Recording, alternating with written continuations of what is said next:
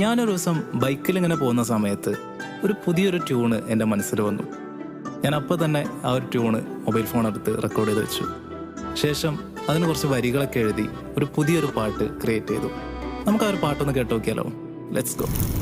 ചെമ്പകപ്പൂവിൻ്റെ മണമോ എന്നിൽ നീ നിറയേ, ചന്ദനച്ചോപ്പാലെ നീ എൻ മിഴികളിൽ പടരേ,